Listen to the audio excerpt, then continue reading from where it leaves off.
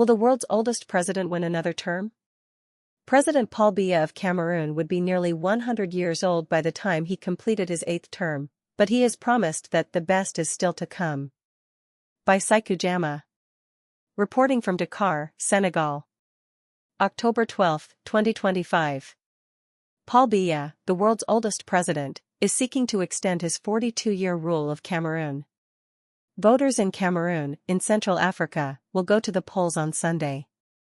Absent from the ballot is Maurice Kamto, Mr. Biya's main opponent, who was barred from running by the country's electoral board. Analysts said the vote would be the most consequential in the country's recent history. Living conditions have plummeted as the prices of fuel and other basic goods have increased. Mr. Biya, 92, promised that if re-elected, he would fix the economy, take on youth unemployment and address poverty.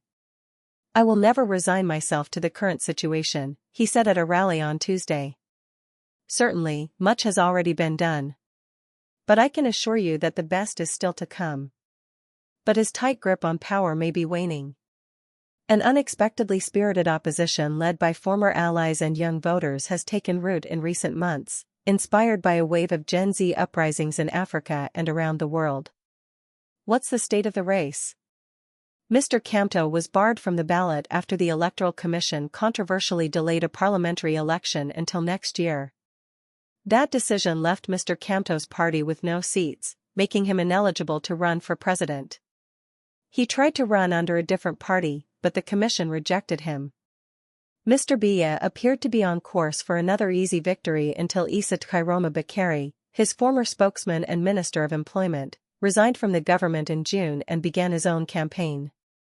Mr. Bakary comes from the north, a traditional stronghold for Mr. Biya that represents a huge segment of the electorate.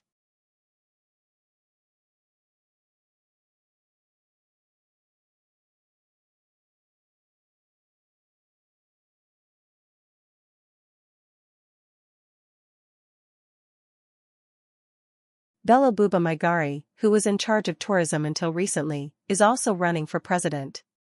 Mr. Biya is still widely seen as the favorite. His supporters say his age is not an issue, though he would be 99 years old by the end of his next 7-year term. Chua Walters, a lawyer and professor at the University of Bertua who favors Mr. Biya, said the president can think 1,000 times faster than a 25 or 30-year-old. Most analysts say elections in Cameroon are rigged in favor of keeping Mr. Biya in power. "The institutions are designed to ensure he wins," said Hubert Kinko, a political and security analyst. Opponents accuse Mr. Biya of using his authority to intimidate the opposition and to control the courts and electoral commission. The youth vote. Critics say Mr. Biya's age and lack of a clear succession plan have created a leadership vacuum, gutted the economy and galvanized young people into political activism. "Young people here see Gen Z revolutions in countries like Kenya," said Ngala Desmond Ngala, a Cameroonian youth activist. "They're looking at what's happening in these countries and looking at theirs and are saying, why can't we even lead something like that in Cameroon?" Last month, the president's 27-year-old daughter, Brenda Biya, told young people on social media, "Don't vote for my dad," accusing him of making too many people suffer. She has since walked back her statement and apologized. "The average Cameroonian sits between the ages of around 17 to almost 40, Mr. Ngala said. "The president has been in power for 40-plus years. So there's a generational disconnect between the president and the young people. You could feel that, for the first time, change of government is possible through the ballots," Mr. Kinko said, "because there is a whole new generation of voters who are more critical and are not swayed by party affiliations." What's at stake? Roughly 1 in every 4 Cameroonians is at risk of slipping into extreme poverty in the next 15 months, according to the World Bank.